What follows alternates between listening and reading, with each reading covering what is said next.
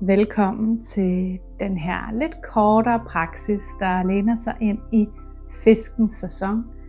Fiskens energi er blødhed og flow.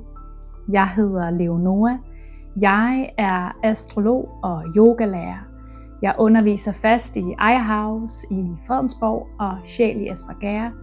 Laver de her yogavideoer til dig, så du kan praktisere når som helst og invitere astrologien ind i kroppen.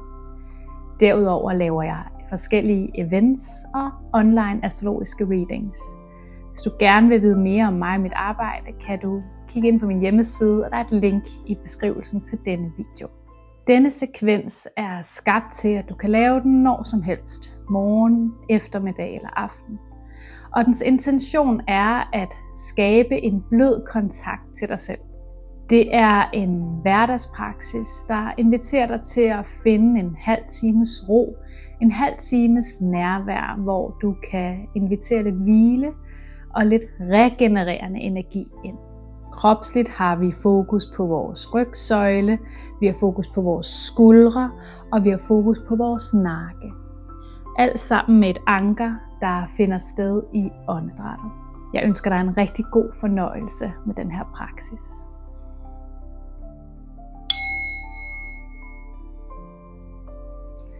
Klokken ringer, og det markerer et skifte, hvor vi nu vender mere ind i kroppen. Lad dagen, der er gået måske indtil nu, komme lidt i baggrunden, og alt, hvad der skal ske efter, må vente.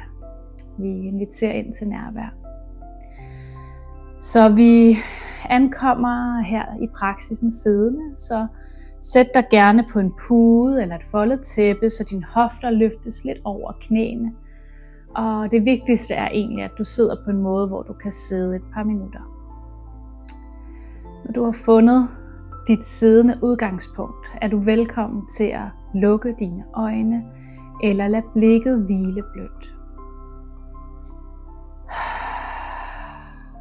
Så her fra det her landende udgangspunkt, hvor du indstiller dig på at tune din energi og din opmærksomhed lidt mere indad, kan du starte med at mærke, hvordan sædet er forbundet til underlaget under dig.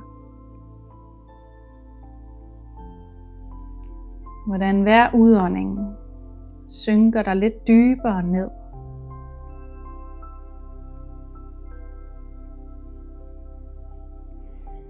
Det kan være, at der er nogle dybe udåndinger, der kalder måske et suk gennem mund.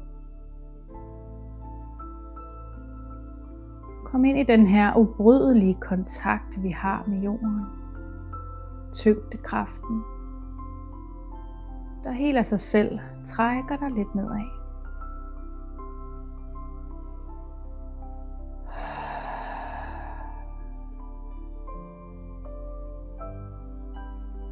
Mærk, hvordan dine indåndinger søger hele vejen om på bagsiden her.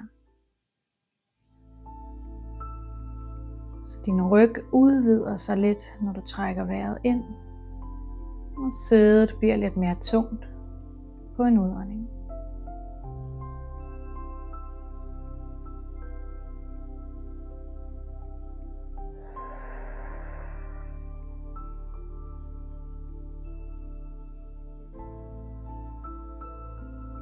Skift nu fokus til forsiden af brystet. Og lad hver indånding ekspandere brystet her frem på kroppen.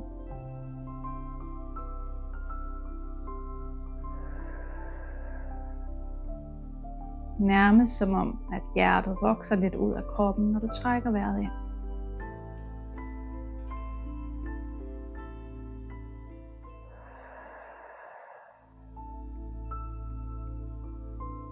Her i fiskenes sæson bliver vi mindet om, at vi ikke behøver at stikke af fra hverdagen for at opnå ro. Vi behøver ikke at dagdrømme os væk. Roen er lige her i dig. Og du kan finde ind til den når som helst.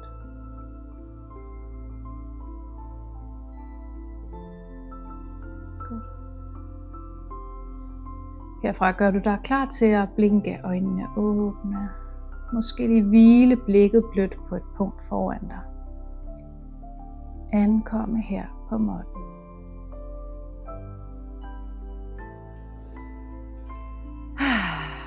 Godt. Vi starter med lidt blid bevægelse for lige at øge den her kropskontakt og forbindelse indad, inden vi går mere ned i de dybe yin-stræk. Og vi starter egentlig med at cirkulere vores skuldre lidt rundt her. Så først den ene vej frem og så tilbage. De her skulderrull kan gå lige så hurtigt eller langsomt, som din krop kalder på. Men prøv at se, om du ligegyldigt tempo kan have sådan en blød intention med de her skulderrull.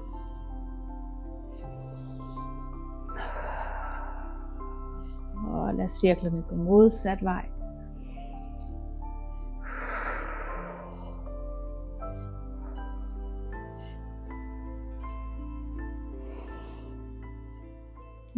Og lige så stille finder cirklerne ro. Skuldrene sænkes væk fra ørerne. Det kan være, at det gav en lille sensation allerede ved sådan en blød bevægelse. Men vi fortsætter lidt med noget dynamisk her.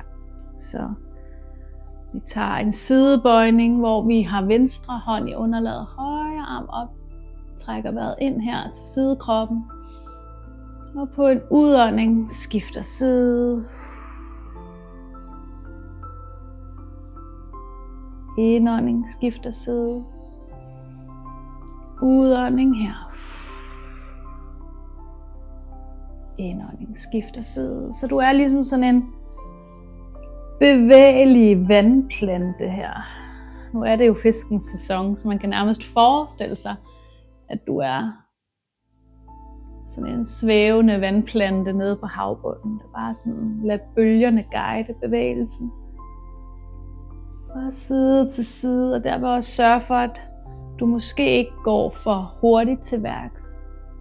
Men at det føles som om, der er en lille smule modstand, ligesom vandet.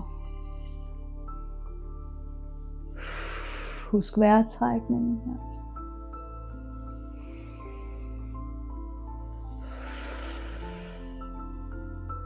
Og vi tager en sidste.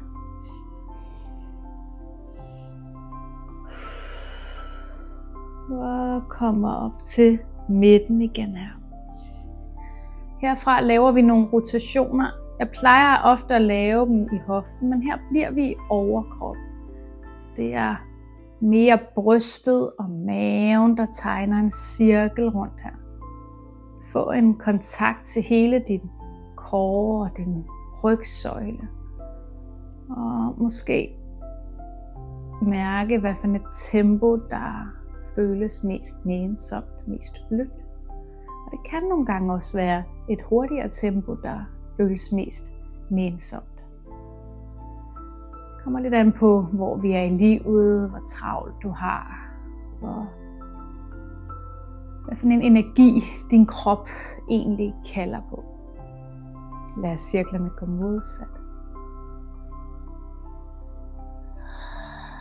Husk vejrtrækningen her.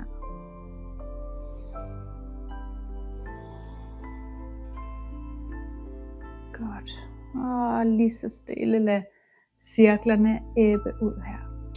Fra det her udgangspunkt skal du op på alle fire.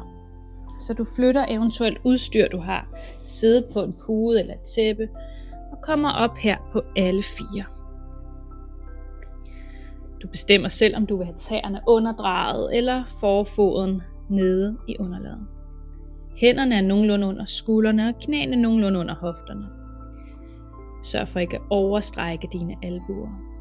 Og herfra laver vi en helt klassisk kat-ko. Indånding svejer. Udånding krummer og skubber underlaget væk.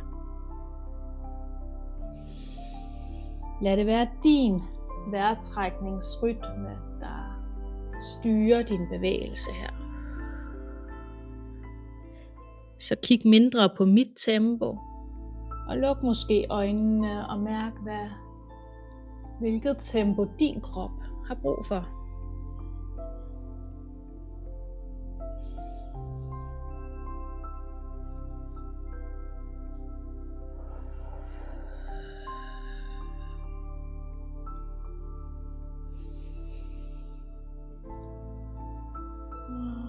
Næste gang du har krummet ryggen her, kommer du ind til midten. Og denne gang kigger vi tilbage på vores højre hofte. På en udånding.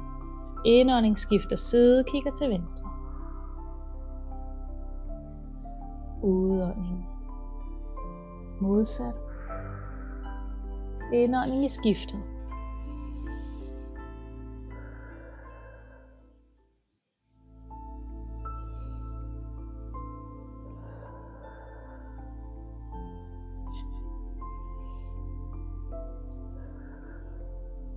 Og lige så stille komme ind til midten. Og herfra sætter vi den her bevægelse lidt fri, og det kan være, at det er mere cirkulære bevægelser, der kalder på din rygsøjle.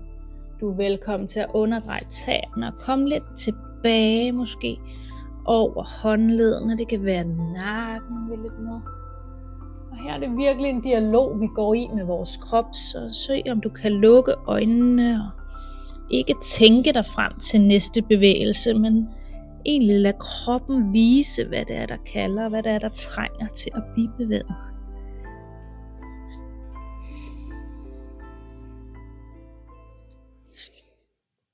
Hvis du går meget i cirkler, så sørg for at komme begge veje rundt.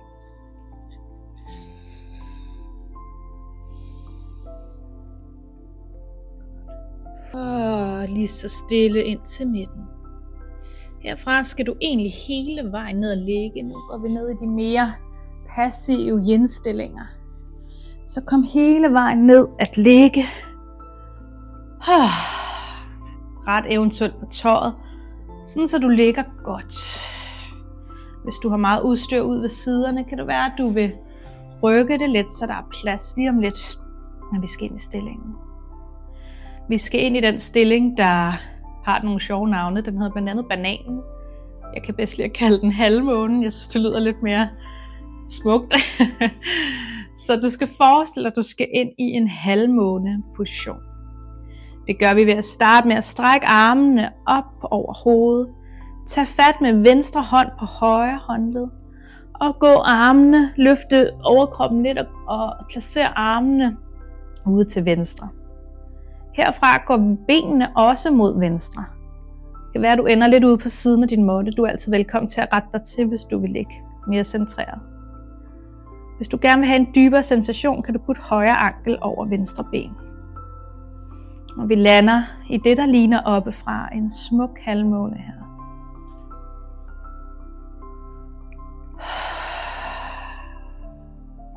Træk vejret ud til ribbensområdet. Måske endda forestil dig, at hver indånding skaber lidt mere plads mellem hver enkelt ribben.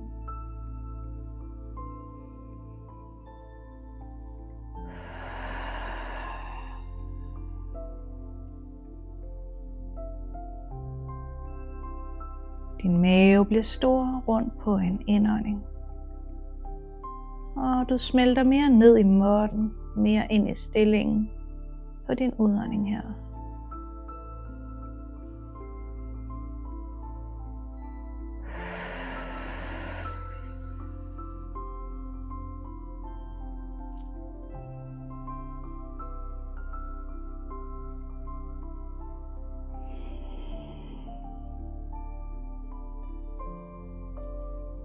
Du tager 3 dybe vejrtrækninger på den her side.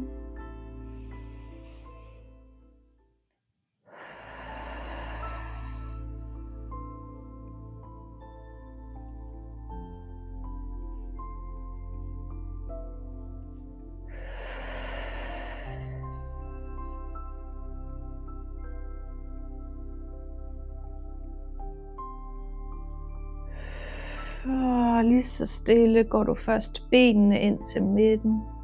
Herefter overkrop og arme. Måske lige lade armene hvile kortvarigt ned langs siden, inden vi går på modsatte side. Det kan være, at du lige fornemmer her, om der er forskel på de to sider. Måske en sensation af lidt mere frihed på højre side. Herfra strækker vi igen armene op langs gulvet her. Går overkroppen ud til højre side, og herved også fødderne ud mod højre måttehjørne og måske venstre ankel krydser over højre ben. Vi lander ind i en modsat halvmåne her.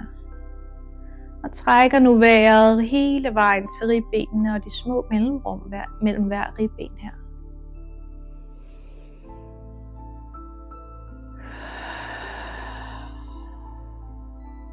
Du får et stræk helt op fra hænderne, hele vejen ned til anklerne.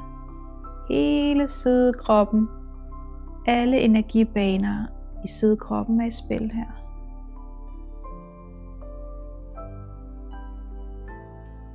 Maven, der bliver stor rundt på indånding, og fornemmelsen af tyngde nedad på en udånding.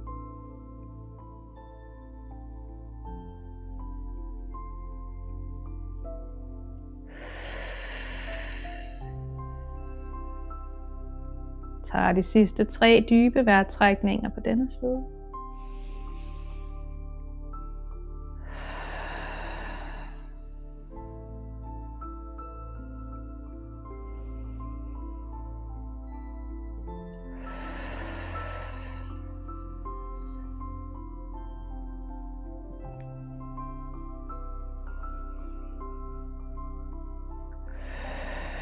Og lige så stille får du først benene ind til midten, herefter overkroppen og armene, der måske har lyst til lige at hvile kortvarigt ned langs kroppen. Fra denne liggende position skal du nu hele vejen op på maven at ligge. Så du vender dig bare på den måde, der giver mening for dig og din krop. Og du stabler dig på underarmene. Tjekker lige om afstanden er okay her. At du kan få fat i dine albuer, og fra det her udgangspunkt ligger hænderne tilbage. Lander her i sfinksen, som jeg så tit har med i min praksis, fordi det er en meget, meget blid hjerteåbner. Og med tid og tålmodighed kan vi virkelig både forløse spændinger i lænden, men virkelig også have den her fornemmelse af at få mere tillid og mere åbenhed i hjertet. Lede med hjertet måske. Så når du kommer ind i din variation, kan du slippe ballerne, slippe over eller under kroppen her. Lad armene være bløde, men stærke, en kvalitet, som ikke er modsat, men en del af samme mønt. Blød styrke. Nakken kan tippe lidt ned for at skåne og ikke skabe spændinger, så blikket hviler skråt ned. Du kan lukke dine øjne. Og den her fornemmelse af en stærk overkrop, der åbner sig, og en helt blød underkrop, der giver slip, forløser sig nedad. En indånding, der når hele vejen frem i brystet. Og en udånding, der gør hofterne tunge.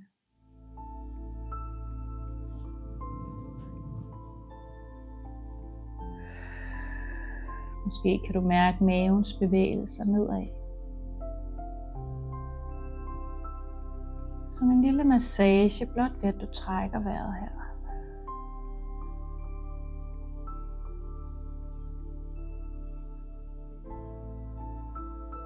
Tag de sidste 3 dybe vejrtrækninger her.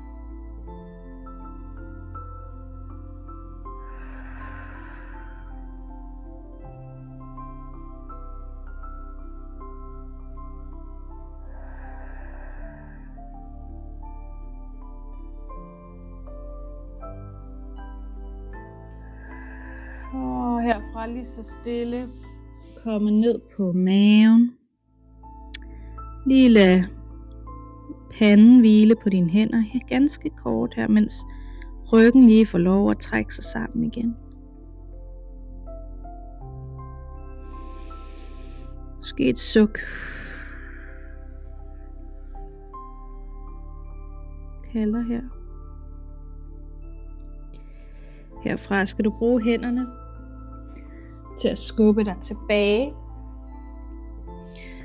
Lad knæene være brede, og find gerne en stor pude eller et stort foldet tæppe. Sæt puden eller tæppet tæt ved din underkrop her. Og vi laver bare en ganske kort variation af den her barnets stilling, hvor at du kan overgive dig til puden eller tæppet her. Bare lige et par minutter. Hvis du ikke har en pude eller et tæppe, er det fint at lave en helt klassisk barnets stilling. Lige lad dig holde lidt her. Samle energien, efter du har åbnet sidekroppen og forsiden af hjertet.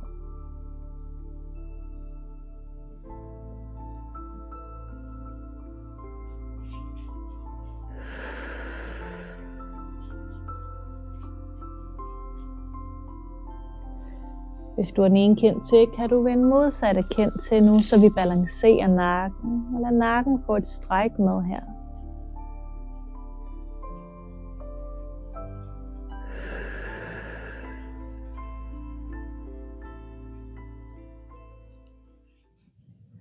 Det er her, du virkelig kan have intentionen om at vende hjem til dig selv. Komme ind i kroppen, mærke din stemning. Hvordan du egentlig har det lige nu her. Så den her hverdagspause virkelig kan få dig til at genfinde forbindelsen indad. Godt, vi skal lige så stille til at komme ud igen, så du skubber dig bare ganske blidt op her. Herfra skal du ned og ligge på ryggen.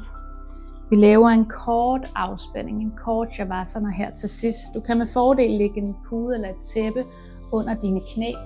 Vi ligger her ikke alt for længe, men gør dig alligevel komfortabelt tilpas, så du kan give dig hen til hvilen her til allersidst. Jeg sidder op, så jeg bedst muligt kan guide dig her. Så du ligger på ryggen her, lukker øjnene, mærker hvordan hele din krop har kontakt til underlaget. Der er ikke noget du skal gøre lige nu, andet end at være her. Og ligesom i begyndelsen af praksis, kan du tjekke ind med din vejrtrækning. Mærke om den mon har ændret karakter efter den her halve times yin. Blevet lidt mere blød, lidt mere fri.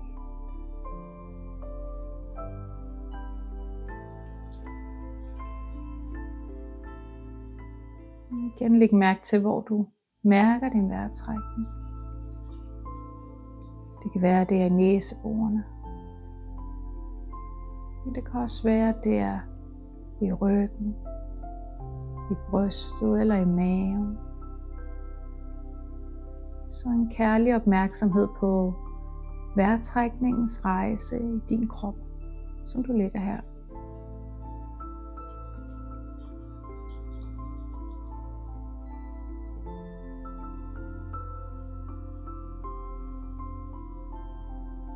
Du kan måske mærke ind i den ro, følelsen, oplevelsen af ro,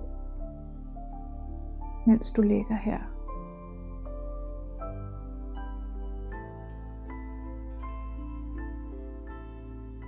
At du lige her husker, at roen ikke er noget, du skal finde. Men at roen altid er her. Inde i dig.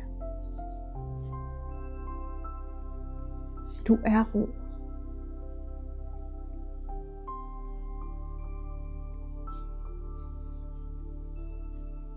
Så træk vejret ind i den ro.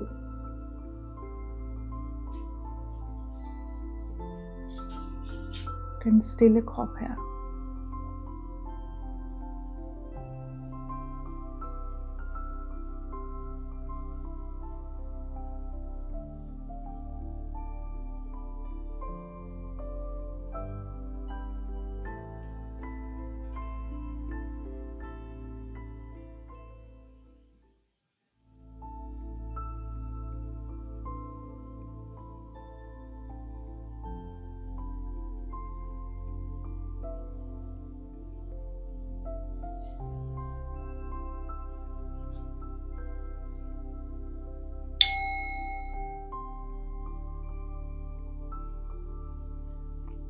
Det er lige så stille tid, til du skal vende tilbage til din dag, der hvor du er, om det er morgen, middag eller aften. Men gør det nænsomt her, selvom det var en kortere udgave af Shavasana. Så have respekt for den ro, du har skabt i dig. Du har genfundet i dig ved at vippe og bevæge tær og fingre, måske lave et stræk. Og i dit tempo møde mig i en siddende stilling her, så vi sammen afrunder den her praksis.